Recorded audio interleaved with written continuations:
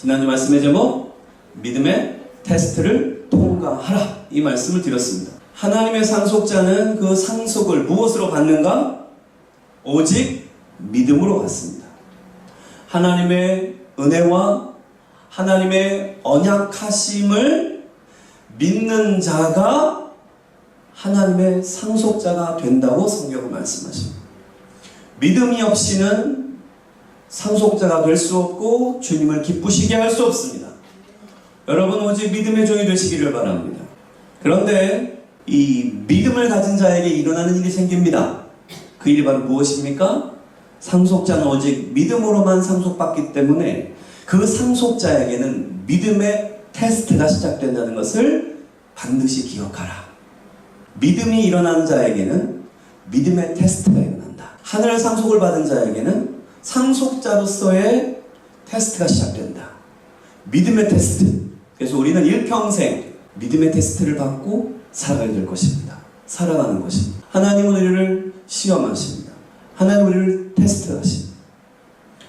근데 여기서 오해하면 안 됩니다. 하나님의 시험은 temptation, tempt, 유혹하다가 아닙니다. 하나님 우리를 유혹하지 않습니다. 테스트하십니다. 테스트와 tempt의 차이는 무엇이라고 말씀드렸습니까? 테스트는 하나님 우리를 성장시키려고 주는 겁니다. tempt, 마귀가 주는 유혹은 우리를 타락시키려고 주는 겁니다. 꼭 기억해야 됩니다. 그래서 어떤 사람들은 오해하여 하나님이 나를 시험한다. 그런데 그 시험의 내용이 유혹인 것입니다. 하나님은 왜 나한테 날마다 이렇게 어려운 일만 주세요? 이렇게 말합니다. 하나님은 우리를 유혹하지 않습니다. 우리를 성장시키기 원합니다. 당연히 믿음의 사람이 믿음으로만 상속을 받기 때문에 상속자가 되기 위해서는 믿음의 성장이 있어야 됩니까? 없어야 됩니까? 있어야 합니다. 예수님을 믿는다고 입으로 고백하는 것으로 완벽하지 않습니다. 성경은 그렇게 말하지 않습니다. 립 서비스, 입술로만 하는 이거 해서는 진정한 상속자다움을 이룹니까? 못 이룹니까? 이룰 수가 없습니다. 성경은 분명히 우리를 예수님의 장성한 분량까지 우리가 성장하기를 원한다고 말씀하셨습니다. 예수님이 우리의 모델입니다. 할렐루야. 그런데 구약 성경에 이 믿음의 상속을, 이 믿음의 테스트를 통과하는 과정을 누가 가장 잘 보여줬다? 아브라함이었습니다. 그래서 믿음의 조상, 할렐루야. 이 구약 성경에 세 조상이 등장한다 이렇게 볼 수 있어요. 첫 번째는 누구입니까? 아담입니다. 아담이 이 인류의 조상으로 등장했습니다. 근데 이 아담이 타락하고 아담의 후손들이 전부 다 타락하잖아요. 그래서 하나님이 노아를 통하여 세상을 한번 심판하십니다. 노아 때. 그죠? 노아가 그래서 그 다음 세상에 이 노아가 조상이 되는 것입니다. 노아가 또 인류의 대표가 되는 거예요. 그리고 노아 이후에 믿음의 조상으로 나타나는 자가 있습니다. 누굽니까? 아브라함. 그래서 우리는 꼭 깨달아야 합니다. 아브라함과 닮은 믿음을 가진 사람이 진짜 믿음의 사람이요. 아브라함과 다른 믿음을 갖고 있는 사람에게는 그 믿음을 인정할 수가 있다 없다? 없습니다. 그래서 하나님이 딱 도장을 찍어버린 겁니다. 아브라함이 믿음의 뭐다? 조상이다. 아브라함이 믿음의 뭐다? 모델이다. 믿을 때는 누구처럼 믿어라? 아브라함처럼 믿어라. 아멘. 여러분, 자기가 믿는다고 자꾸 주장하면 안 됩니다. 내 마음대로 믿는 게 신앙입니까? 하나님 말씀대로 뜻대로 믿는 게 신앙입니까? 신앙생활은 하나님을 믿고 하나님을 숭배하는 거예요. 아멘. 그러므로 하나님의 뜻대로만 하는 것이 믿음 생활이에요.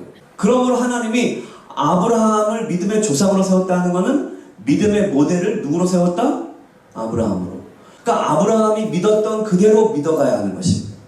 그 모델을 따라가야 되는 것입니다. 아닌데요? 난 내 믿음이 있는데요? 난 이렇게 믿고 싶은데요? 난 이렇게 하고 싶은데요? 라고 주장하면 그거는 하나님이 원하시는 믿음이 될 수가 있습니까? 절대 없습니다. 그러므로 제발 주님 앞에 믿음을 주장하지 마세요. 핑계를 대지 마세요. 회개하세요. 아멘. 나 이럴 수밖에 없었습니다 라고 말하는 거 그쳐야 됩니다. 그걸 그쳐야 합니다. 그치고 주님 어떻게 할까요? 라고 여쭤야 되는 것입니다. 나 못하겠어요 라고 하지 마세요. 못하겠어라 마음이 생기면 주님 나 못하겠지만 주님이 능력 주면 할 수 있으니 능력 주세요라고 기도하셔야 됩니다. 못하겠어를 그쳐야 합니다. 핑계를 그쳐야 합니다.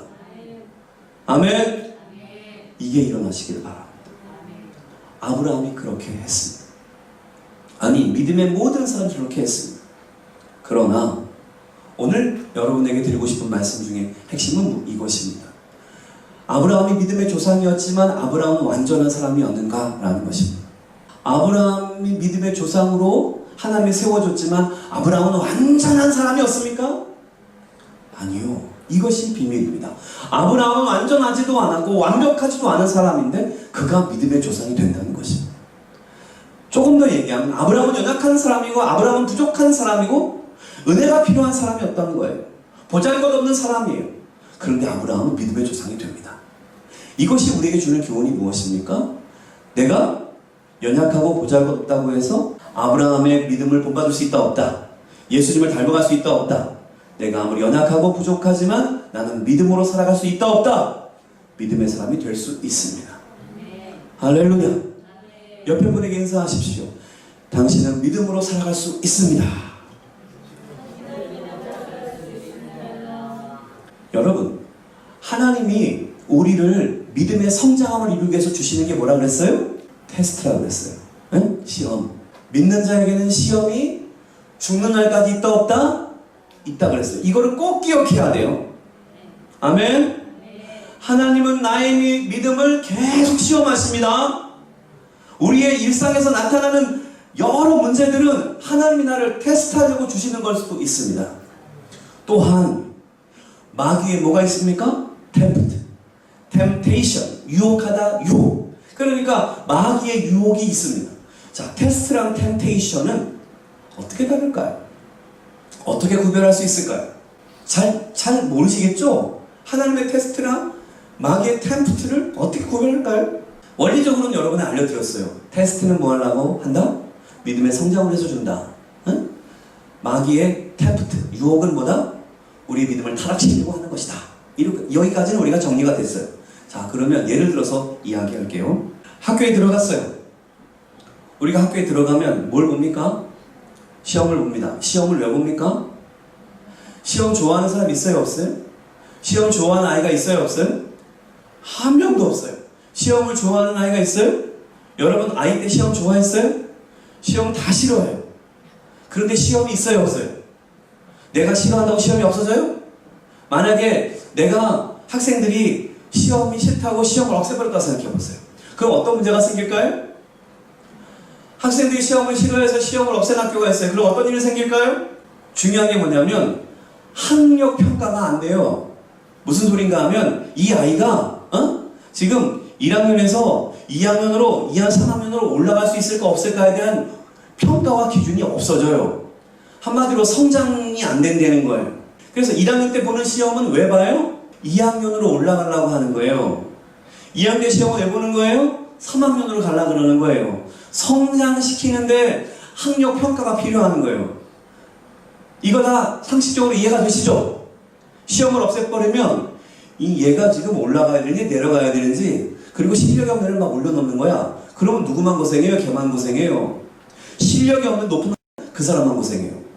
잘 아셔야 해요. 학년이 높아간다고 좋은 게 아니에요. 실력이 없으면 거기 가서 굉장히 고생합니다. 그런데 어느 날 선생님이 아이들에게 자 내일 영어나 수학이나 쪽지 시험 볼 거야 그랬습니다. 나도 어렸을 때 생각해보면 영어 선생님, 수학 선생님이 꼭 쪽지 시험을 봤어요. 쉬워요? 어려워요? 싫어요? 좋아요? 하고 싶어요? 안 하고 싶어요? 다 피하고 싶은 게 쪽지 시험이에요. 그래서 하지만 선생님은 그 쪽지 시험을 왜 했어요? 우리를 성장시켜서 그걸 이해시켜야만 그 다음 과로 가잖아요. 그래야지 학년의 그 수준을 이루어서 그 다음 학년 넘어갈 수 있어요. 선생님은 쪽지 시험 보는 이유가 뭐예요? 우리를 괴롭히려고 그래요? 아니면 우리를 성장시켜주려고 그래요? 그래서 테스트는 훈련인 것입니다. 선생님 우리를 훈련하여 우리를 성장시키려고 그래요. 자, 그런데 내가 마음 잡고 이제 앉아가지고 쪽지 시험 공부를 하려고 딱 앉아서 하고 있었어요. 그랬더니 따르릉 하고 폰이 와요. 누가? 친구가 뭐라고? 야 나와 놀자. 야 게임하자. 이러는 거예요. 이게 뭐예요? 유혹이에요. 템프트. 유혹이 시작되는 거야. 나는 지금 공부해야 되는데 친구가 놀지. 그럼 놀아버리면 어떻게 돼? 내일 시험은 어떻게 되는 거야? 그렇죠. 실력이 펑펑 떨어지는 거예요. 그래서 타락되는 거예요. 믿음 안에서는. 그래서 테스트와 템프트는 따로 올 때도 있고 이게 같이 올 때도 있어요. 여러분 한번 생각해 보세요. 마귀는 굉장한 전략가예요. 그래서 믿는 자라도 끌고 지옥 가려고 엄청 노력해요. 24시간 내 옆에서 철통 나를 지옥 보내려고 애쓰고 있는 게 마귀예요. 알고 계시죠? 자, 이 마귀가 굉장히 똑똑해요. 그죠? 전략가라 그래요. 이 전략가인 마귀가 우리의 믿음을 가장 손상시키는 방식이 뭘까요? 언제 쳐들어오면, 언제 유혹하면 우리의 믿음을 가장 손상시킬 수 있어요? 언제? 그렇죠. 시험 볼 때. 시험 볼 때 하나님이 테스트하는 그 순간에, 믿음의 성장을 주려고 테스트하는 순간에, 그래서 마귀가 템프트, 유혹하러 같이 옵니다. 그래서 하나님의 테스트와 마귀의 템프트가 이렇게 같이 있을 때가 있어요. 그러나 잘 구분하셔야 돼요. 하나님은 우리를 고생시키고 어렵게 만들려고 하는 것이 아니고 하나님은 나를 성장시키시려고 하시는 거예요. 축복 주시려고 하시는 거예요. 상속자 삼으시려고 훈련하시는 거예요. 아멘. 마귀는 내가 훈련되는 거 좋아하지 않아요. 나 훈련하지 못하도록 하는 거예요. 예배드리지 못하도록 하는 거예요. 기도하지 못하도록 하는 거예요. 코로나 상황에 지금 예배 복귀한 사람들이 절반 정도가 줄었다는 소문이 있어요. 이게 단순한 소문이 아니라 통계에도 좀 나타난다 그래요. 얼마나 안타까운 일입니까? 우리가 전도하기가 얼마나 어렵습니까? 믿음 지키기가 얼마나, 근데 그 믿음을 지켜왔다가 코로나 이 몇 달 때문에 교회 안 다니는 사람들이 엄청나게 생겼어요. 얼마나 하나님이 가슴 아파하실까요? 이것이 템프트, 유혹입니다. 우리의 믿음을 지키지 못하도록 타락시키는 것. 아브라함이 믿음의 조상으로 하나님이 아브라함을 세워주셨습니까? 세워주셨어요. 아브라함이 믿음의 조상이 된 건 한꺼번에 됐을까요? 오늘 그 얘기를 할 거예요. 절대 한꺼번에 되는 게 아니에요. 하나님의 끊임없는 테스트, 훈련이 반복되었고, 마귀도 계속 아브라함을 시험했고, 근데 아브라함은 어떻게 했어요? 그때마다 하나님의 은혜로 또 믿음을 발휘하여 그 테스트를 통과했다는 것을 기억하게 되기를 바랍니다. 따라합시다. 아브라함도 처음에는 아브라함이었다. 무슨 뜻입니까? 아브라함도 처음에는 아브람이었어요. 아브라함 이름은 누가 지어준 거예요? 아빠 데라가 지어준 겁니다. 아브라함, 열방의 아버지라는 이름이고, 아브라함은 한 가족의 아버지라는 뜻이라고 얘기했어요. 그죠? 인간 육의 아버지 데라는, 야, 너 그냥 한 가정이 좋은 아버지나 해 라고 이름을 지어줬어요. 아니 그것도 참 귀한 이름 같아요. 한 가정도 제대로 지키지 못하는 사람들이 많은 걸 볼 때 한 가정이 좋은 가정만 돼도 참 얼마나 좋은 사람입니까? 하지만 하나님은 하나님의 영을 부어 하나님의 상속을 그에게 허락하여 아브라함, 열국의 아버지가 되는 축복을 주기를 원하셨어요. 아브라함은 육의 이름이에요. 그래서 아브라함을 했을 때는 하나님의 뜻을 잘 알았을까 몰랐을까? 몰랐어요. 여러분, 아브라함으로 이름이 바뀌는 게 몇 살인지 압니까? 맨 처음엔 아브라함으로 부름을 받아요.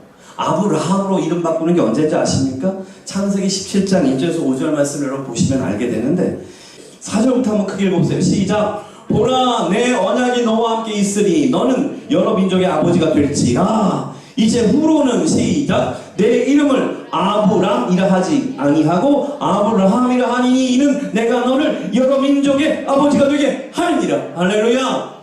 그러니까 하나님이 아브람을 아브라함으로 바꾼 나이가 몇 살이다?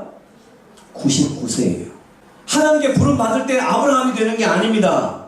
하나님께 부름을 받을 때 창세기 12장에서 부름, 물론 11장에서 부름을 받거든요. 오늘 그거 볼 거지만 하나님께 부름을 받을 때에는 그냥 아브람으로 출발을 해요. 하나님이 이름을 바꿔주고, 아, 너 이제 좀 돼가는구나. 하나님이 인정해주는 그 순간이 99세예요.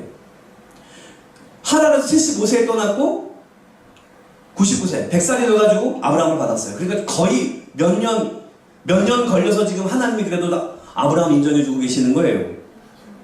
25년을 걸리는 겁니다. 근데 이것도 훨씬 더 길게 걸립니다. 아브라함도 아브람이던 시절이 있어요. 믿음의 초짜이시던 시절이 있어요. 초원의 왕 사자도 처음에는 뭐였을까요? 사자 새끼였을 뿐이에요. 근데 이 새끼가 자라면, 성장하면 초원의 왕이 될 수 있는 거예요. 최고 전문가 누구든지 그도 처음에는 예외 없이 초짜였어요. 처음 시작할 때가 있었어요. 그러나 그 테스트를 통과함으로 그는 최고 전문가가 될 수 있습니다. 우리는 다 초짜의 시기가 있어요. 우리는 다 부족한 때가 있어요. 연약한 때가 있어요. 그러므로 여러분 삶 가운데 부족함과 연약함 때문에 오는 어려움이 있다면 오늘 말씀에 위로받고 승리의 단서를 얻게 되기를 축복합니다. 사실 하나님이 아브라함을 야, 너 믿음의 조상 이제 알겠어. 너 믿음이 정말 있어 라고 하나님이 너 믿음 있어 라고 해주시는 날이 옵니다. 언제 그랬습니까? 너 참 믿음 있구나 라고 하나님이 이제 아브라함이 믿음을 공식 인정하는 날이 와요. 언제 그랬어요? 창세기 22장 이삭을 드리는 사건에서 아브라함이 믿음의 테스트를 통과했을 때 그때 하나님은 아브라함의 믿음을 공식으로 인정합니다.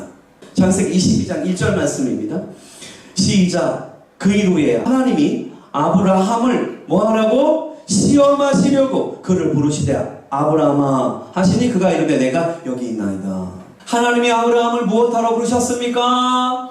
시험하러 부르셨습니다. 테스트하러 부르셨습니다. 훈련하러 부르셨습니다. 근데 이 시험이 만만한 시험이 아니라 굉장히 어려운 시험이었어요. 그죠? 사랑하는 독자 이삭을 제물로 바쳐라. 얼마나 엄청난 시험입니까? 주로 교회가 하나님이 아브라함을 시험한 순간이 있었습니다. 언제? 이러면 이삭을 바치는 사건 이렇게 말할 거 아니에요. 그죠? 근데 이거 정답일까요? 하나님이 아브라함 이삭 바치는 것만 시험했어요? 시험은 하나님의 테스트는 어쩌다가 한 번씩 오는 거예요? 그게 아니라 테스트는 뭐예요? 믿는 순간부터 시작된다 그랬어요. 그래서 이게 오해하는 거예요. 하나님이 우리를 시험 받는 개념, 하나님이 우리를 시험 받는 개념을 이 아브라함으로부터 나와야 되는데 이 하나님이 공식적으로 시험이라는 단어를 쓰신 건 이때밖에 없거든요. 창세기 22장. 그러니까 많은 분들이 조금 오해하는 것 같아요.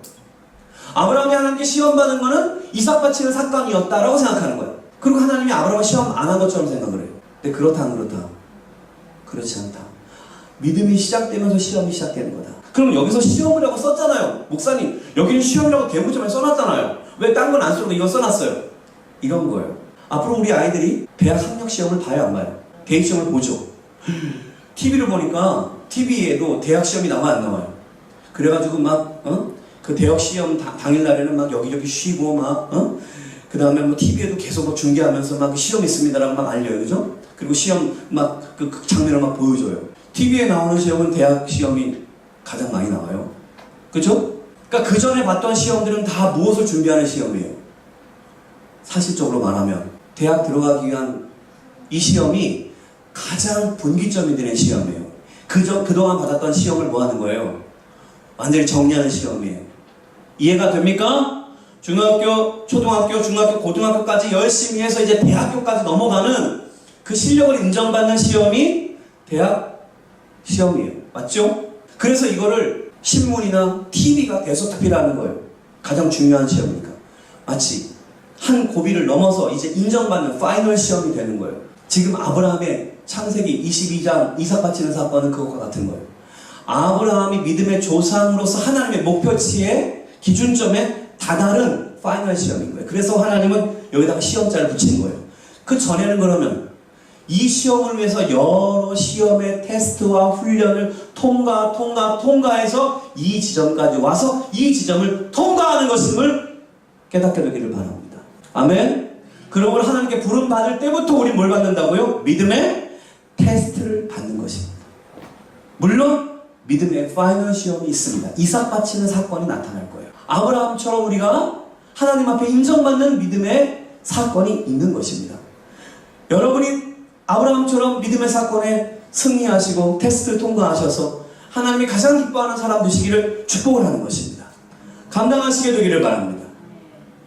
그러면 그 이삭 바친 사건은 그럼 아브라함 몇 살 때 있는 걸까요? 우리가 추측해보면 아브라함이 이삭을 데리고 갔잖아요. 그러니까 이삭이 짐도 메고 아버지를 따라갔단 말이에요. 그것도 며칠 동안. 아빠랑 같이 이게 짐도 지고 이렇게 갈 수 있어야 돼. 그러려면 한 몇 살쯤 돼야 될까요? 최소한 15살, 16살은 돼야 되겠죠? 중2, 중3은 돼야지. 에? 그러면은 이삭을 최소 나이 15살로 잡아도 아브라함이 100세에 나왔기 때문에 지금 아브라함의 나이 몇 살이야? 115세가 됩니다. 그쵸? 그러니까 75세 하란을 떠날 때부터만 기준을 잡아도 115세면 몇 년 지난 거예요? 40년. 믿음의 조상으로 부름받고 하나님의 특별한 훈련 과정에 있었던 아브라함도 적어도 40년이야. 적어도 40년. 그 이상일 수 있어요. 왜냐하면 하란을 떠난 나이가 75세지 우르를 떠난 나이는 갈대아 우르를 떠난 나이 그거는 어떤 분들은 50세에 떠났다 이렇게 보는 사람도 있어요. 그러면은 이게 40년에서 60년이 걸려요. 믿음의 조상으로 하나님이 아브라함을 인정해 주기까지가 이렇게 엄청난 시간 믿음의 테스트를 통과하고 파이널 시험을 통과하는 거야. 깨달으시면 아멘.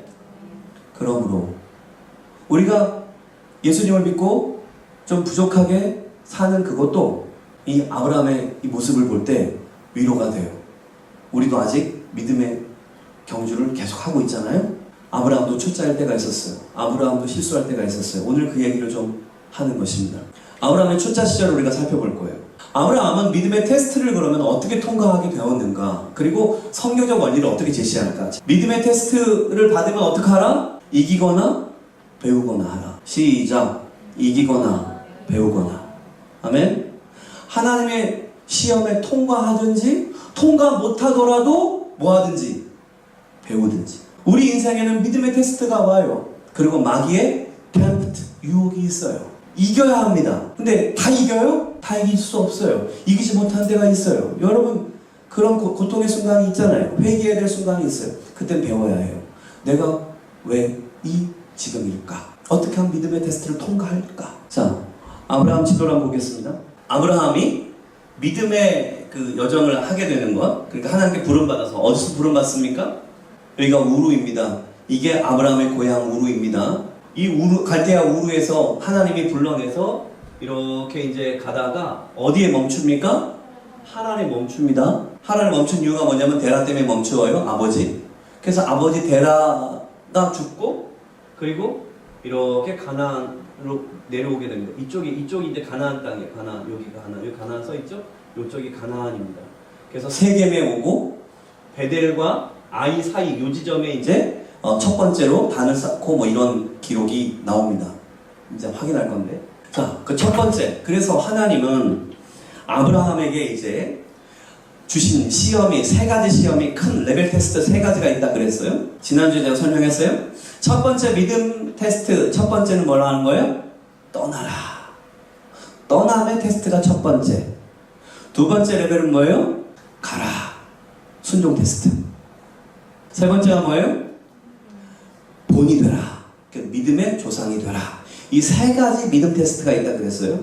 우리 인생에 다 있는 거예요. 첫 번째, 떠남 훈련. 우리는 예수님을 믿으면서 하나님을 믿게 되면 하나님이 죄악된 세상을 뭐라고 하십니까? 떠나라고 먼저 요구합니다. 죄를 떠나라! 이렇게 요구하십니다.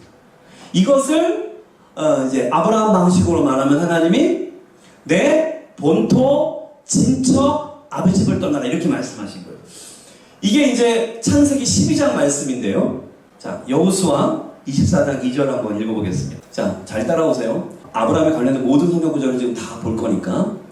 자, 읽어봅니다. 시작. 여호수아가 모든 백성에게 이르되 이스라엘의 하나님 여호와께서 이같이 말씀하시기를 옛적에 너희의 조상들 곧 아브라함의 아버지 나홀의 아버지 데라가 강 저편에 거주하여 다른 신들을 섬겼으나. 지금 여호수아가 이스라엘 백성에게 이제 설교하는 장면에서 아브라함 이야기를 꺼내는데 아브라함의 아버지 누구 얘기를 합니까? 데라 얘기를 합니다. 데라가 강 저편에 거주하여 어디에 거주했다는 걸 말하는 거예요? 고향이었던 아까 갈대아 우루. 갈대아 우루에서 데라는 뭘 했다? 다른 신들을 섬겼다. 아브라함의 가정은 뭐하는 가정이었다? 우상 숭배 가정이고 우상을 엄청나게 잘 섬기던 가정이라는 것을 알게 됩니다. 그런데 하나님의 전폭적인 은혜로 그 우상 숭배의 가정 안에 있는 아브라함을 콕 찍어서 하나님이 불러내는 겁니다. 하나님의 현현, 하나님이 나타나서 말씀하셨겠죠? 자, 사도행전 7장 말씀을 보면 스데반의 설교 가운데 또 이런 말씀이 나옵니다. 스데반이 이르되 여러분 부형들이여 들으소서 우리의 조상 아브라함이 하란에 있기 전 메소포타미아에 있을 때에 영광의 하나님이 그에게 보여 이르시되 내 고향과 친척을 떠나 내가 내게 보일 땅으로 가라 하시니 자 하나님이 첫 번째 아브라함한테 나타나서 계시하십니다. 하나님의 현현, 하나님이 직접 아브라함에게 나타나서 말씀해 주십니다. 아브라함이 어디 있을 때 하나님이 나타나셨다고 했습니까? 메소포타미아에 있을 때에 곧 어디예요? 이쪽 그 아까 지도에 그 우루가 있던 지역이 그쪽 지역입니다. 그 우루에 있을 때에 그때에 하나님이 영광의 하나님이 그에게 보였어요. 하나님 직접 아브라함 나타난 거야. 근데 이게 환상으로 나타났을까? 꿈으로 나타났을까? 우리는 이해할 수 없지만 다 알 수 없지만 어쨌든 하나님이 아브라함한테 어떤 방식으로든 나타나셨을 거야. 이르시되 그래서 하나님이 이때 뭐라 그랬냐면 내 고향과 친척을 떠나 내가 보일 땅으로 가라. 그 땅은 어디예요? 가나안 땅이죠? 근데 아브라함은 그 땅을 잘 몰라요. 가는 길을 모르지만 하나님 불러서 그래서 떠납니다. 자 여기서 주목하실 사항은 이것입니다. 여기 보면 우리 조상 아브라함이 어떻게 했어요? 어디에? 하란에 있기 전. 그러니까 우루에서 떠나서 어디 가서 멈춘다? 하란에서 멈춰요.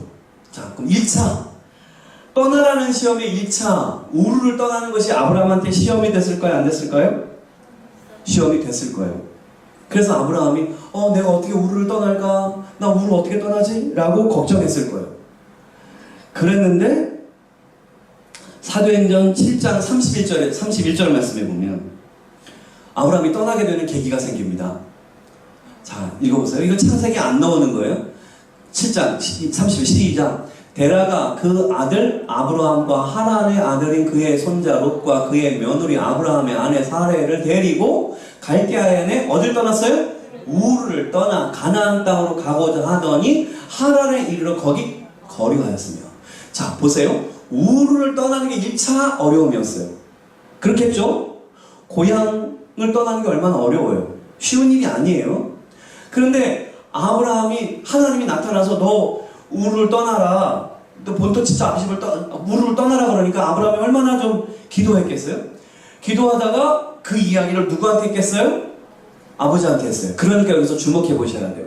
성경이 있으면 데라 가에다 줄을 쳐보세요. 데라 가 줄 치시고 데리고에 줄 치시면 돼요.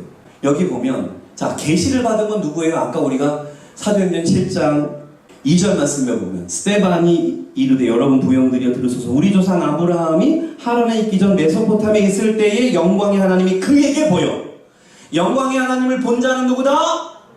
아브라함이 영광의 하나님을 보았어요. 그쵸? 아브라함이 영광의 하나님을 보았는데 7장 31절에는 우르를 떠날 때의 상황을 이렇게 설명해요. 누가 주도권을 갖습니까? 데라가 갖는 거예요. 그러니까 이거는 데라가 데리고 떠나요. 아브라함이 데리고 떠나는 게 아니야. 이게 창세기 11장의 말씀이에요. 창세기 11장에 우리가 지금 읽었잖아요. 그 본문은 이 본문과 같은 이 본문을 설명하는 거예요. 이 본문이 알려줘요. 그래서 데라가 주도하여 백성 우르를 떠납니다. 그러니까 아브라함은 아직 우르를 떠날 때 자신이 가장이 아니었기 때문에 우르를 떠날 수가 없었어요. 그런데 어떻게 돼서 그랬는지 성경은 설명하지 않지만 우리는 대략 추측할 수 있어요. 하나님을 만났고 그 하나님의 나타나심이 너무 강렬해서 막 기도할 때마다 떠오르고 막 하나님의 음성이 막 생생하고 막 그러니까 너무나 들고 떨리고 막 그러니까 아버지한테 가서 상담을 요청했겠지. 아버지 저랑 잠깐 좀 말씀 좀 나눠요. 제가요 엄청난 걸 봤어요. 이름도 알 수 없는 신이 우리 집에 있는 신들은 신도 아니야. 엄청난 신이 나타나가지고 이 우르를 떠나라 라고 말씀하시고 내가 너한테 보일 땅으로 가라 그랬어요. 아버지 이 땅 떠나야 돼요 라고. 아마 아브라함이 계시받고 데라를 굉장히 설득했을 거예요. 그랬더니 데라가 가만 보니까 이게 심상치 않은 신이야. 데라도 우상숭배를 해봤잖아. 그러니까 신을 좀 알아. 그런데 아브라함한테 나타난 신을 좀 얘기 들어보니까 이게 심상치가 않은 신이야. 아, 그럼 떠나야 되겠다. 그래서 데라가 주도가 돼서 모든 가족을 데리고 떠납니다. 떠나는데 어디 가서 머무냐? 하란에서 거류, 머문다 이거예요. 그래서 첫 번째 시험은 우르를 떠나는 것이었습니다. 그런데 그 시험은 또 하나님이 데라를 통해서 이루어 주십니다. 그런데 문제는 데라를 통해서 떠났는데 또 데라가 하란에서 멈추어 버렸어. 데라가 멈춰. 그래가지고 두 번째 시험이 시작되죠. 이제 어디를 떠나야 됩니까? 하란을 떠나야 돼요. 하란을 떠난다는 건 무엇을 의미합니까? 아버지를 떠난다는 걸 의미해요. 처음에는 고향 떠나는 거, 그 정도의 어려움이에요. 고향 친척 떠나는 거. 그 다음에 떠나는 거는 아비를 떠나야 되는 거. 이게 어려움이에요. 그래서 창세기 이제 11장 31절 32절 말씀이 이해가 되는 겁니다. 그러니까 창세기 12장부터 우리가 항상 아브라함 이야기를 보았는데 그러면 안 되고 창세기 11장부터 쭉 봐야 되는 거예요. 그리고 성경 전체를 동원해야 되는 거예요. 창세기 11장 31절 32절 말씀 보겠습니다. 시작. 데라가 그 아들 아브라함과 하란의 아들인 그의 손자 롯과 그의 며느리 아브라함의 아내 사레를 데리고 갈대아인의 우르를 떠나. 이거 누가 주도권을 가지고? 데라가 가나안 땅으로 가고자 하였더니 하란에 이르러 거기 거류하였으며. 똑같잖아요, 그죠? 그래서 32절에 시작. 데라는 나이가 205세가 되어 하란에서 죽었더라. 창세기 11장과 사도행전 7장을 종합해 볼 때 아브라함은 누구 때문에 어디에 머문다? 데라 때문에 하란에 머문다. 그래서 하나님은 이제 창세기 12장에 그래서 내 본토 친척 그 다음에 뭐가 나오는 거야? 아비집이 나오는 거야. 그래서 데라까지 떠나야 돼. 깨달으시면 아멘. 고향 떠나는 게 얼마나 힘들어요. 친척과 아비집을 떠나는 게 얼마나 힘들어요. 그러나 하나님은 우르를 떠나야 했고 하란을 떠나야 했습니다. 그래야 어디에 들어간다고요? 가나안에 들어가요. 자, 사도행전 7장에 보시면 읽어보겠습니다. 2절부터 5절. 스데반이 이르되 여러분 부형들이여 들으소서. 우리 조상 아브라함이 하란에 있기 전 메소포타미아에 있을 때의 영광의 하나님이 그에게 보여 이르시되 내 고향과 친척을 떠나 내가 내게 보일 땅으로 가라 하시니 아브라함이 갈대아 사람들의 땅을 떠나 하란에 거하다가 어떻게 했습니까? 그의 아버지가 죽음에 하나님이 그를 거기서 너희 지금 사는 이 땅으로 옮기셨느니라. 그러니까 하란에서 아브라함이 가나안으로 떠나게 된 계기는 뭐다? 데라가 죽음에. 이 아브라함이 우르를 떠날 때는 데라를 설득해서 떠났지만 하란에 머물러서 아버지 때문에 못 떠나고 있는 거야. 근데 아버지가 하란을 너무 좋아하시는 거지. 또 나이 드신 아버지가 못 가겠다고 하시는데 그걸 억지로 어떻게 가겠냐고. 그러니까 거기 묶여가지고 하란에 이제 머물게 되는 거예요. 이게 굉장한 시험이에요. 여기서 꽤 오래 있었어요. 하란에서. 그런데 데라가 죽자 아브라함은 이제 다시 하나님이 찾아오시고 창세기 12장 본문이 열리면서 본토 친척 아비집을 떠나라. 아비집까지 나오면서 이제 떠나게 되는 겁니다. 아비를 떠나는 아브라함. 자, 이 여정을 깨달으십니까? 아멘. 근데 여기서 아버지가 죽자라는 표현이 정말로 데라가 죽은 다음에 떠났을까? 아니면 데라가 살아있는데 떠났을까? 여기에 대해서 논쟁할 수가 있습니다. 데라가 살았을 때 아브라함이 떠났을 것이다 라고 보는 주장들도 많습니다. 이 데라가 죽었다는 것은 데라가 육신적으로 죽었다는 것을 의미하는 것도 포함되겠지만 그것보다 더 중요한 것은 아브라함에게 영향력이 죽었다라고 표현하는 것도 중요합니다. 아브라함이 하란에 머문 이유가 뭐냐면 데라의 영향력 때문이었어요. 그런데 여러분, 어느 날 하나님은 고향 친척 아비집의 영향력에서 떠나서 하나님만 바라보는 때가 있다는 것을 기억하게 되기를 바랍니다. 그래서 여러분들이 내 남편 때문에 그래요, 내 자녀 때문에 그래요, 내 가족 때문에 그래요, 그것으로 하란에 머물지 않게 되기를 바랍니다. 믿음으로 떠나셔야 됩니다. 아브라함은 많은 걱정을 했을 거예요. 내가 아버지 떠나면 우리 아버지는 누가 섬기나, 우리 아버지는 어떻게 사시나. 근데 205살까지 열심히 사십니다. 걱정하지 마세요. 중요한 것은 내가 믿음으로 하나님의 언약을 지켜 나아가는 것입니다. 거기에 내 가족이, 내가 사랑하는 사람이 우상이 되면 안 돼요. 아멘. 자, 이제 믿음의 테스트 레벨 2, 이 나아감의 훈련을 하게 됩니다. 이 나아감의 훈련은 위험한 순종이라 이렇게 내가 한번 이름을 또 한번 붙여봤어요. 따라서 위험한 순종. 여러분, 순종을 하려면 위험의 대가를 지불해야 됩니다. 그런데 이 위험한 순종은 사실 가장 안전한 순종이에요. 왜냐하면 하나님이 함께 하시기 때문에. 보이기에만 위험해 보여요. 자, 무슨 뜻입니까? 자, 아브라함한테 시험을 한번 생각해 봅시다. 아브라함이 갈 바를 알고 떠났어요? 갈 바를 모르고 떠났어요? 가나안 땅을 가야 하는데 가나안 땅을 가는 길을 알아야 몰라요? 몰라요. 언약은 되었으나 약속은 받았으나 미지의 땅, 모르는 땅을 가는 거예요. 힘들어요, 안 힘들어요? 너무 힘들죠. 이게 훈련이에요. 테스트예요. 하나님은 지도 같은 걸 좀 주면서 야, 너 따라와라. 내비게이션 주면서 야, 따라와라. 그러면 참 편하고 좋을 텐데 하나님은 안 그렇게 하고 그냥 여기까지 와 이렇게 말하는 거야. 와, 이거 어떡할 거야? 그런데 이것이 위험한 순종이에요. 왜냐하면 이 시기에는 이렇게 도둑들도 많고요. 이 시대에는 아직 문명이 없잖아요. 경찰 시스템도 없고. 길 가다가 큰일 날 수 있어요.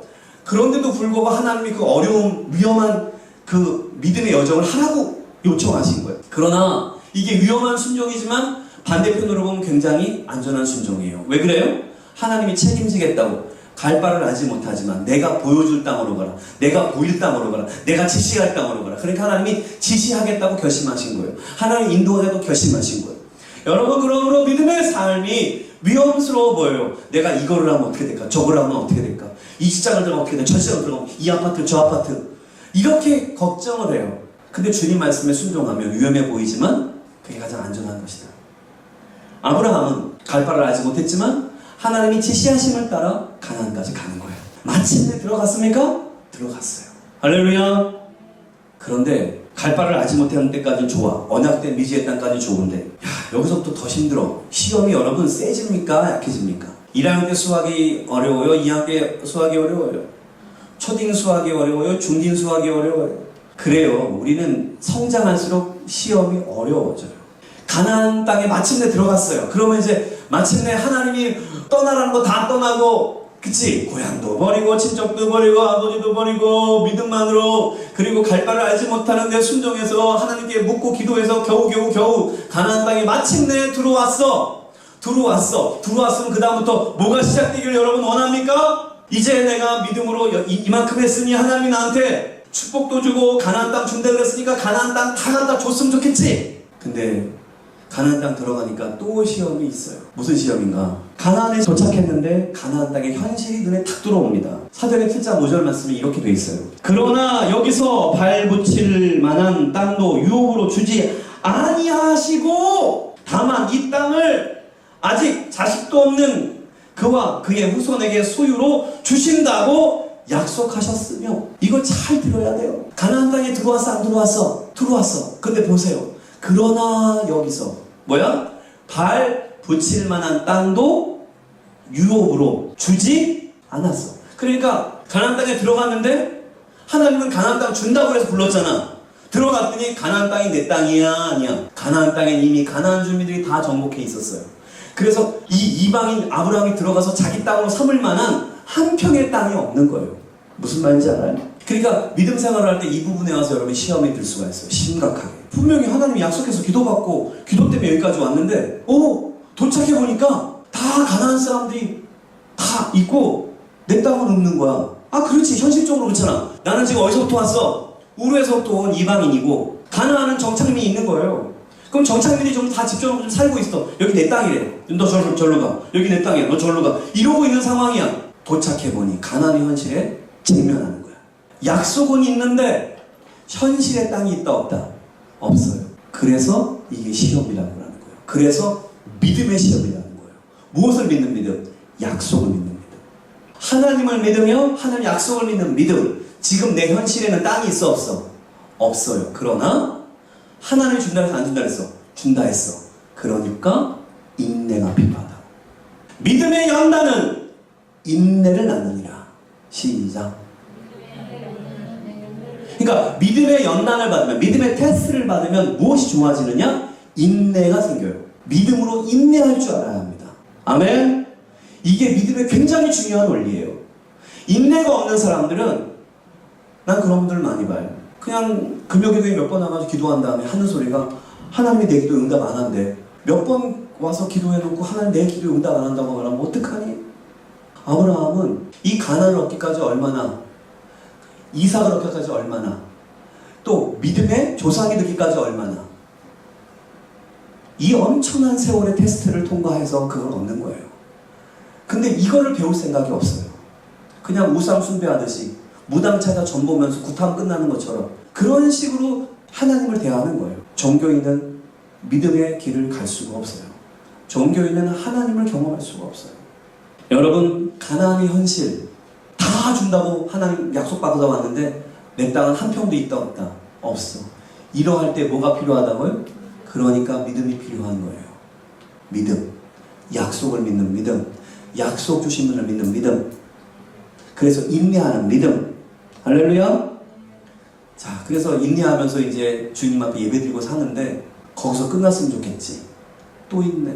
무슨 일이 생기느냐? 12장 10절 말씀에 보면 뭐가 일어나요? 그 땅에 들어가서 이제 예배드리고 사는데 뭐가 일어나? 기근이 생기네.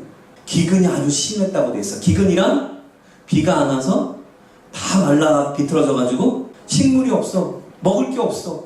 한마디로 가뭄이 들어갔고 먹을 게 없어. 아사 굶어 죽게 생겼어.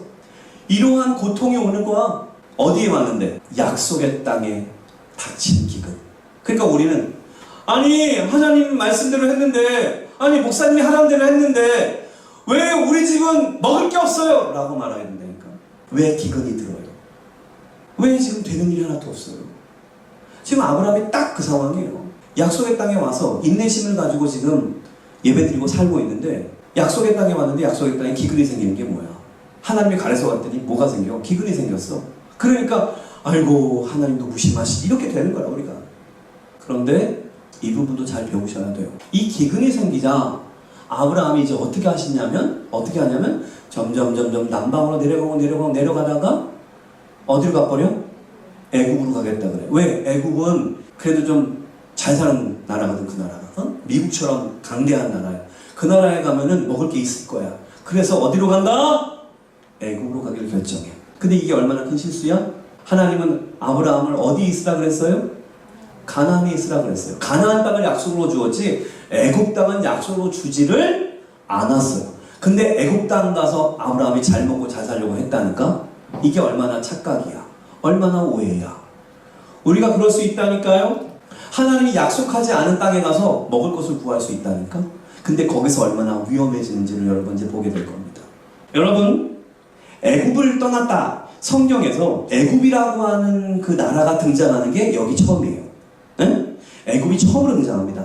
애굽은 성경 전반적으로 볼 때 애굽은 육의 나라요 우상의 나라를 대표합니다. 애굽은 세상 나라를 대표하는 용어예요. 그래서 아브라함이 가나안 버리고 애굽 갔다. 그건 뭐냐면 교회 버리고 세상 가는 거예요. 하나님 나라 버리고 세상 나라 속하는 거예요.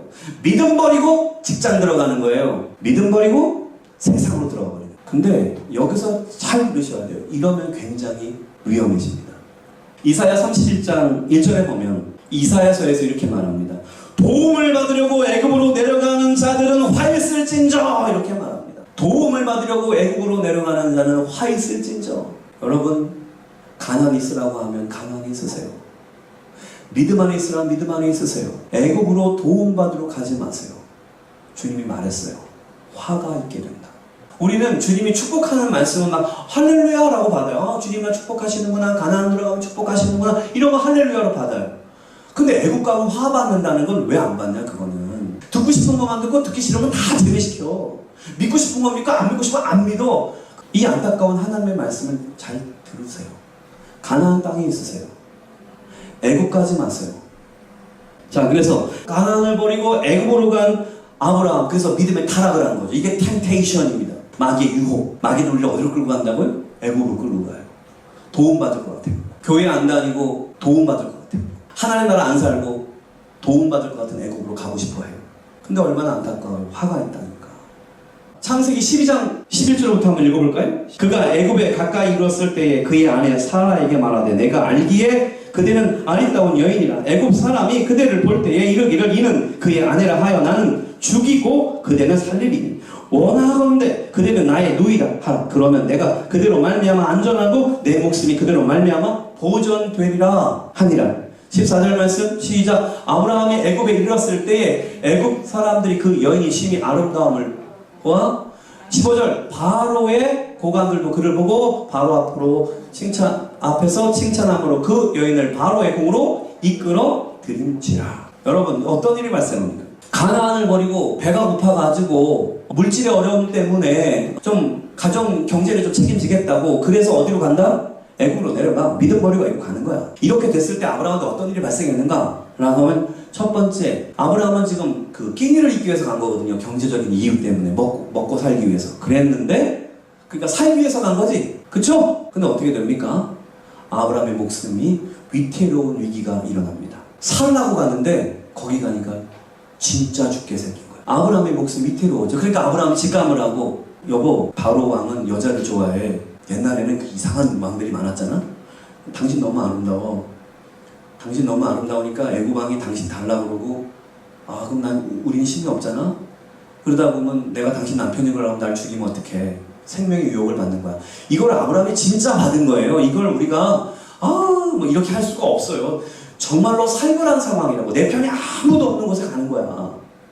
아브라함이 생명의 위협을 느껴요. 아브라함이 죽을 뻔하는 겁니다. 정말. 두 번째로, 아브라함이 언약의 사람, 믿음의 사람이잖아요. 근데 어떻게 돼요? 거짓의 사람이 돼요. 거짓의 사람, 거짓말하는 사람.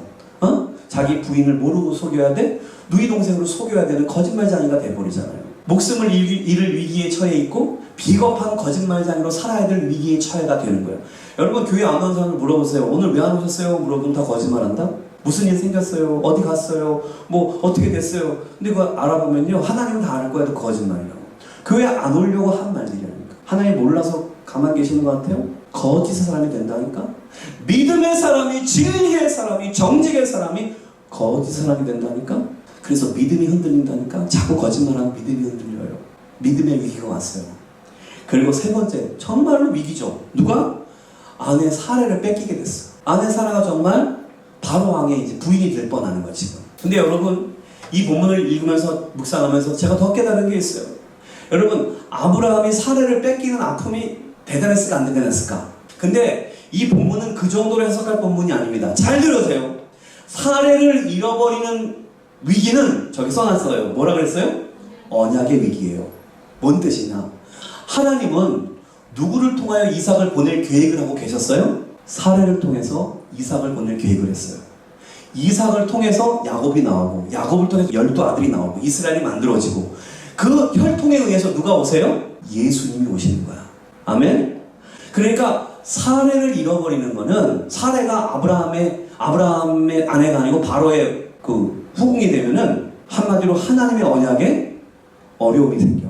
깨달으십니까? 이게 그래서 개인적으로 사라를 잃어버리는 게 아브라함의 개인적 손실이 아니에요. 이건 구속사의 손실이야. 우리한테까지 손실이 올 만한 일이 될 뻔했어. 이게 이해하시면 아멘, 깨달으시면 아멘. 성경은 이렇게 굉장한 이야기입니다. 그래서 하나님이 나서시기 시작합니다. 하나님이 어떻게 나서십니까? 17절 읽습니다. 여호와께서 아브라함의 아내 사라를 이르러 바로와 그 집에 큰 재앙을 내리신지라.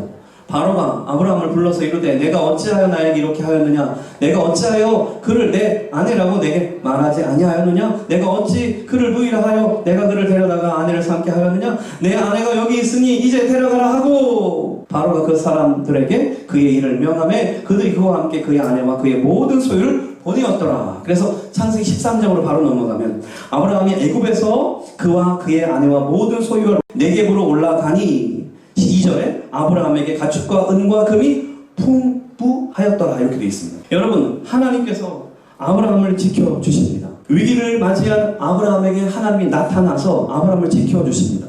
어떻게 지켜주셨습니까? 일단 사라를 보호해 주셨습니다. 사라를 살려주십니다. 이것은 사라의 목숨을 살려주시고 아브라함의 아내로 살려주신 것과 함께 아브라함의 주신 그 언약까지 하나님은 장기적으로 보호하신 것이라고 믿습니다. 그리고 아브라함 온 가족을 다 살려주십니다. 그 모든 아브라함의 식솔들을 전부 다 회복시켜 주십니다.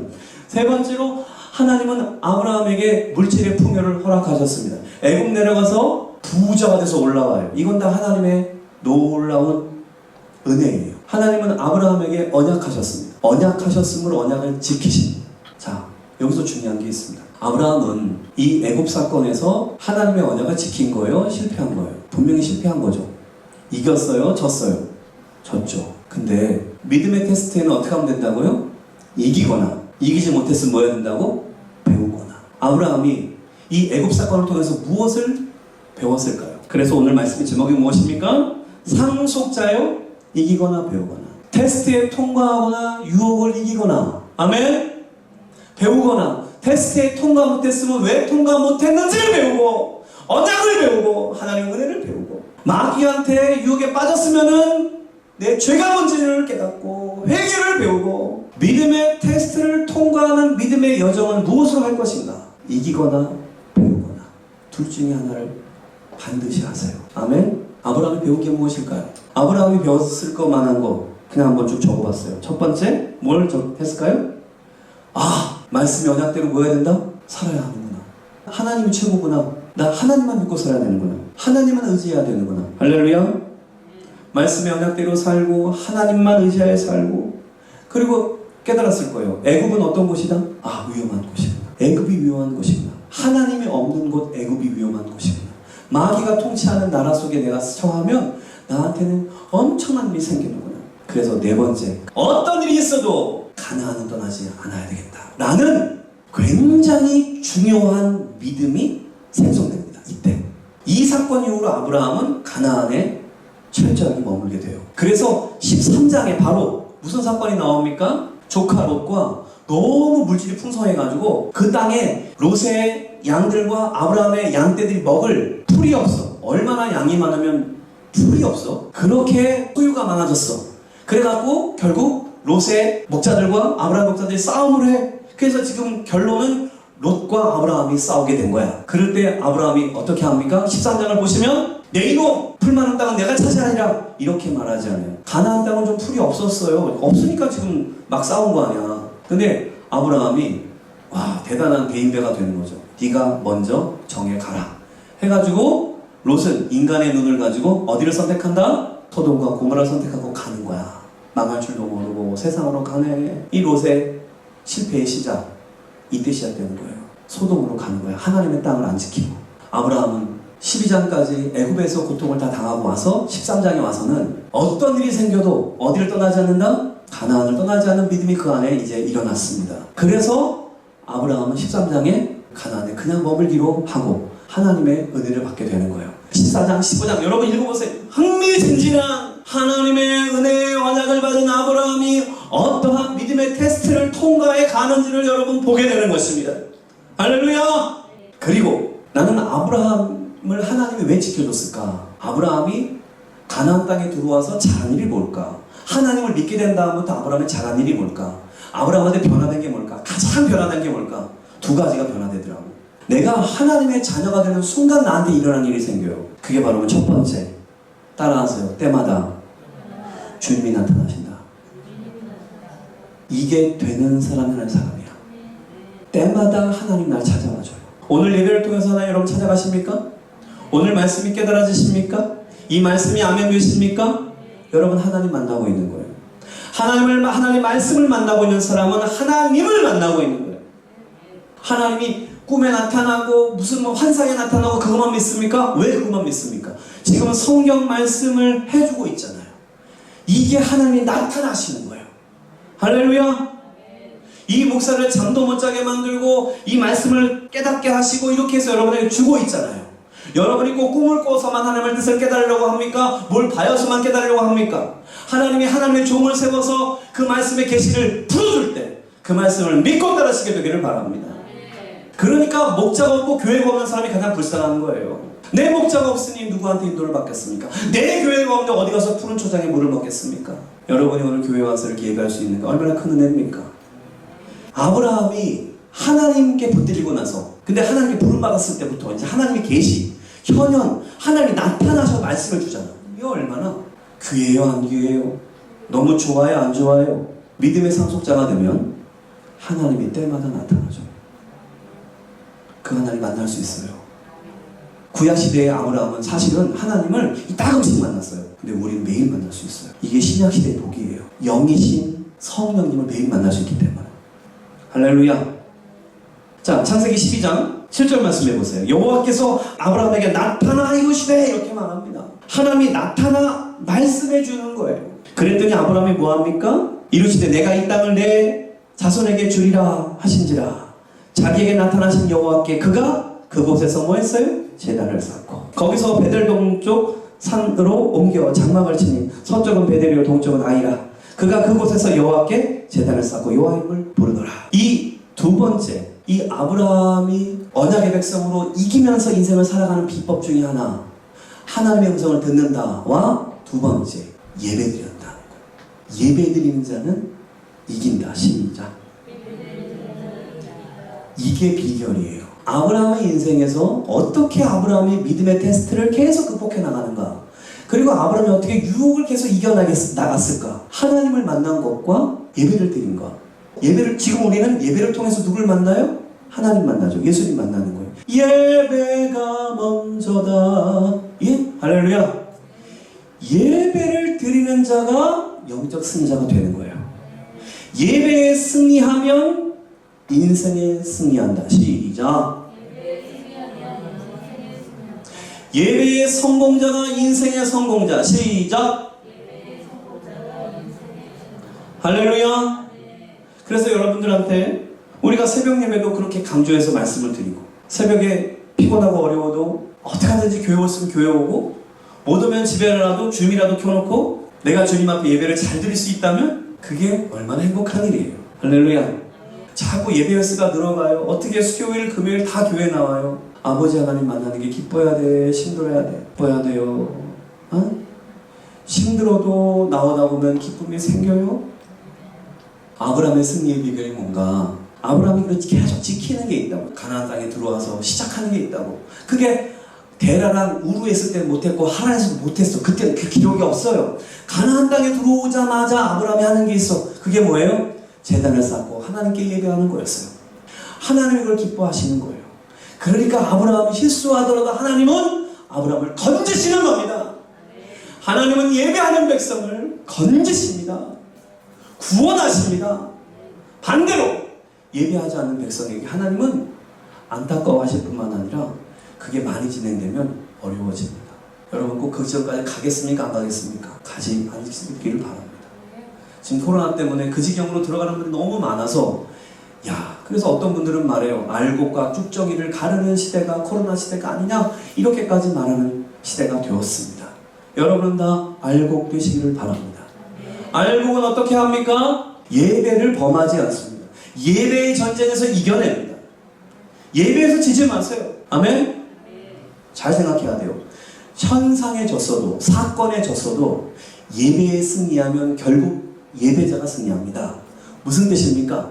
아브라함은 배고팠어요. 기근이 들었어요. 경제적으로 어려웠어요. 그래서 세상으로 나아가는 실수를 해요? 안 해요? 실수를 했어요. 자기 목숨 두려워서 자기 아내를 누이라고 속이는 실수를 했어요? 안 했어요? 했어요. 그래서 온 가족이 끝날 위기가 만들어졌어요. 그런데 하나님이 왜 아브라함을 무조건적으로 구원해내십니까? 하나님이 아브라함에게 언약하셨고, 아브라함 그 언약을 받은 자로 예배했어요. 그래서 하나님이 지켜주는 거예요. 그래서 하나님이 복 주시는 거예요. 하나님을 떠나서 복 받으려고 하면 그 복이 안 돼요. 결국 망하게 됩니다. 성경의 많은 기록들이 그것을 우리에게 증명하며 우리의 인생의 간증들이 그것을 말하잖아요. 믿음의 사람은 테스트 받습니까? 안 받습니까? 시험 받습니까? 안 받습니까? 받습니다. 왜? 믿음의 상속자로 준비되기 위해서 믿음의 훈련을 받는 건 당연하지 않습니까? 이 믿음의 훈련 가운데 하나님을 성장시키시고 마귀를 타락하게 할 텐데, 그때마다 우리는 어떻게 해야 된다고요? 이기거나 배우거나 해야 합니다. 그리고 예배해야 돼요. 할렐루야. 내가 어떠한 시험에 들어서 마귀한테 넘어가졌거나 하나님의 뜻을 못 이뤘다는 순간이 있을 수 있어요. 이기거나 배우거나 하세요. 반드시 마귀를 이겨내시고 하나님의 뜻을 이루어내시기를 바랍니다. 유혹은 승리하셔야 됩니다. 근데 거기에 질 수가 있어요. 어려울 수가 있어요. 내가 자꾸 어려울 수가 있어요. 그때는 배우셔야 합니다. 하나님 어떻게 해야 이 테스트를 통과할 수 있나요? 하나님 나에게 능력 주셔서 이 마귀의 유혹을 이기게 해주세요. 이기거나 배우거나. 이걸 언제 합니까? 예배 시간에 하시는 겁니다. 예배 시간에 이겼으면 찬양하시고 졌으면 회개를 배우시고 주님 앞에 간구하시고 왜 하나님이 아브라함이 실수에도 불구하고 전폭적으로 지지하시고 전폭적으로 도우시느냐? 아브라함이 뭐 했기 때문이다? 하나님의 언약을 믿는 예배자였기 때문이다. 하나님은 예배자를 버리지 않아요. 하나님 예배자를 반드시 구원하시고 축복하십니다. 난 여러분들이 이기거나 배우거나 하는 예배자 되기를 바랍니다. 그러면 우리의 믿음의 여정이 좀 어려워요. 힘든 일이 있어요.